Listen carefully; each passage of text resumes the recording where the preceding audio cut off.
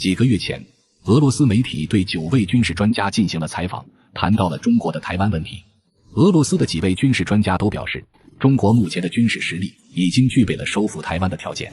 不过，台湾问题是一个复杂的政治问题，中国如果要收复台湾的话，就必须要警惕5个国家，防止他们从中插手。首先需要提防的是印度。印度对于台湾的态度一直暧昧不明，特别是2022年，印度政府一方面站出来表示始终支持一个中国，但另一方面又表示希望各方保持克制，反对任何单方面改变台海现状的办法。按照印度这种说法，哪怕是中国现在想要收复台湾，印度也要表示反对，实在是用心险恶。2022年10月，印度又莫名其妙的与台湾联合举办了印度和台湾之间的对话会。出席这次会议的有不少重量级的政治人物，以及颇具影响力的媒体记者。印度观察家研究基金会 WORF 主任哈什·潘特还在会议之后表示，当今各国对全球化的看法已然改变，都想与理念相近的伙伴合作，不想只仰赖单一国家。印度位于印度洋，台位于太平洋，而美中正在竞争，印台同为民主政体，加上台抗疫成果、供应链韧性，渐受印学界关注。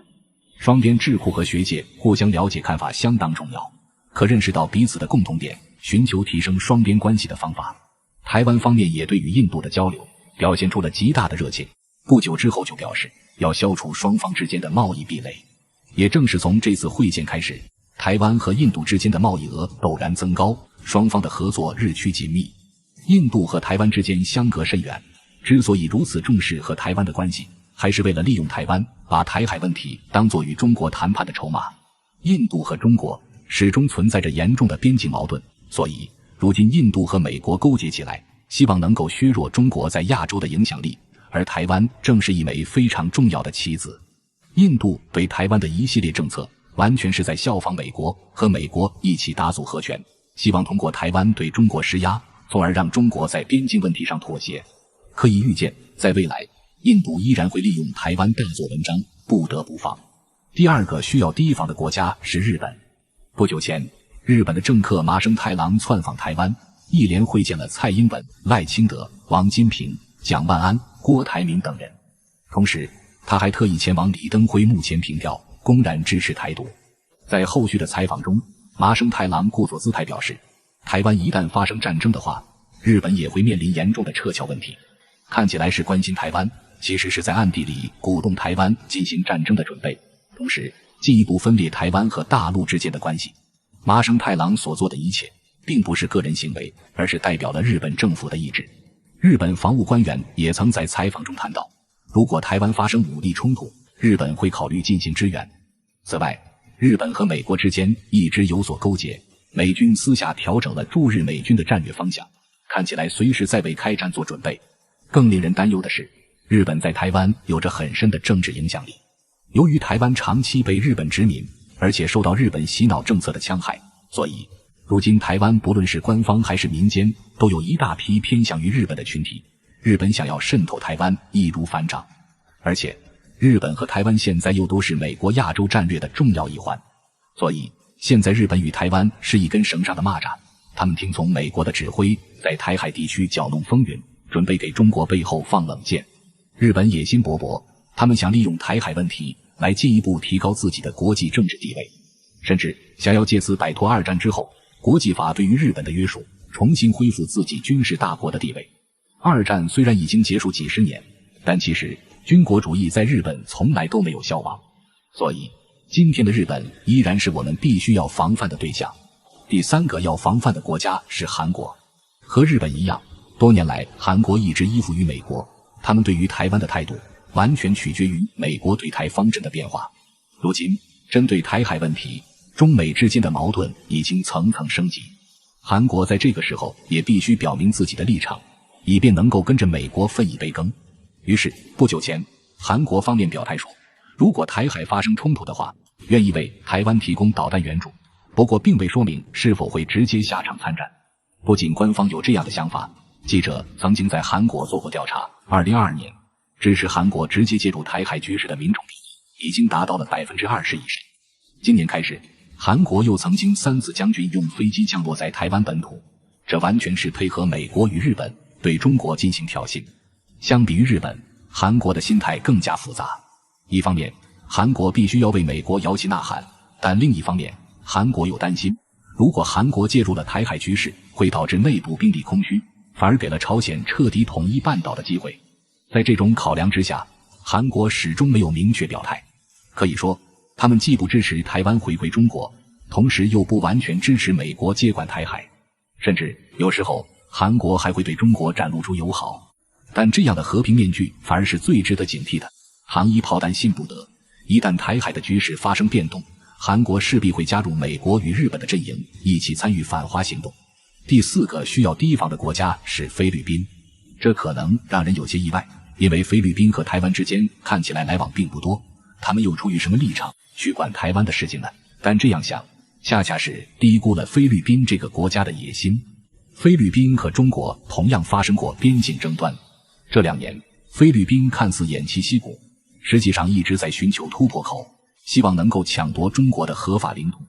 2023年，菲律宾政府发了官方文件，其中特别强调要提高应对外界威胁的能力，重视地区矛盾问题，又反复提出台海问题是当前亚洲矛盾的关键。这就有些此地无银300两了。菲律宾在自己的国家文件里偏偏要扯上他国的内政，这完全是为了一己私欲。果不其然，在文件的最后，菲律宾又指出，为了应对可能到来的危险，菲律宾要加强和美国的共同防御政策，配合美国的军事行动。他们又夸大了台海问题的严重性。菲律宾的专家们洋洋洒洒分析一通，最后表示，台海问题的冲突如果加剧，会导致台湾产生大量的难民，而这些难民有可能涌入菲律宾，引起严重的社会动荡，还会威胁到菲律宾海外居民的人身安全。最后，菲律宾又把矛头彻底指向了中国政府，表示菲律宾和中国在南海的矛盾仍在升级，这已经威胁到了菲律宾所谓的领土安全和人民权利。菲律宾大张旗鼓出具这样一份文件，就是为了再一次挑起和中国的领土矛盾。而且专家们普遍认为，这份报告背后有美国的指导。菲律宾现在的对外政策已经完全跟着美国走，他们所制定的安全政策和安全2个字毫无关系，反而是在竭尽全力的在亚洲地区点燃火药桶，把局势搅得更乱。这也引起了菲律宾国内一些居民的担忧，他们认为菲律宾当前应该抓住发展的机会，而不是四处煽风点火，把国家再次拖入战争泥潭。但是这些来自民间的意见恐怕很难影响菲律宾的政府决策，因为现在美国对于菲律宾的渗透十分严重，政府中有不少亲美派的官员，导致政府成为了美国手中的牵线木偶。更不用说在菲律宾国内还存在大量的美军驻军基地，美国如果想在台海地区挑起矛盾的话，那菲律宾说不定会成为战争的最前线。美国是并不理会菲律宾平民百姓的死活的，所以真到了最糟糕的情况，菲律宾或许会迎来一场浩劫。对中国而言，爆发战争的可能性虽小，但我们对菲律宾却不得不防。几年前的领土争端已经让我们充分见证到了这个国家的阴险，更何况现在美国又利用菲律宾的事情在国际社会上对中国进行打压，台湾同样也被牵扯进了美国的布局之中。将来台湾与菲律宾两地若是在美国的推动之下结为同盟，那美国对于中国的封锁就会进一步加剧，我们必须要防患于未然。第5个需要提防的国家是越南。越南和菲律宾的情况差不多，同样对中国有着非法的企图，同样和美国走得很近，如今也同样受到美国的操控。这也就导致在很多国际问题上，菲律宾和越南像一对孪生兄弟，同进同退。由于这2个邻居的存在，中国边境的压力陡然增大。在台海问题上，越南表面上的态度倒是支持中国的，越南发言人多次表示支持一个中国的原则，希望能够保持台海地区真正的和平与稳定，反对任何形式的分裂活动。可话虽然说得好听，越南在背后搞的小动作却一点都不少。不久前，越南还非法侵入了中国的领土万安滩。万安滩是南海的重要战略地区，而且存有大量的石油资源，距离台湾也非常近。越南一直想要将万安滩非法占有，如今他们借着美国的援助，做事更是肆无忌惮。在中国派船将越南驱逐之后，他们依然疯狂叫嚣，要宣称自己对于万安滩的主权。另外，越南还入侵了同样位于南海的太平岛。太平岛本来是在台湾的管辖之下，此处有台湾的驻军，但是近年来台湾政府对于太平岛反倒一派撒手不管的架势，任由越南在太平岛附近进行军演。越南还试图联合美国，直接在太平岛修建机场，这背后的目的不言而喻。太平岛是台湾的门户之一，如果在这里修建机场，那美国进入台海地区就更加的畅通无阻。如果发动战争的话，太平岛也是一座极佳的堡垒。正因为太平岛是美国的战略关键之一，所以越南才一直充当马前卒，甚至公然违反国际法也要入侵太平岛，而且将来受害的绝不仅仅是一个太平岛。不管是台湾周边的岛屿，还是由我国所控制的南沙群岛，都被越南视作猎物。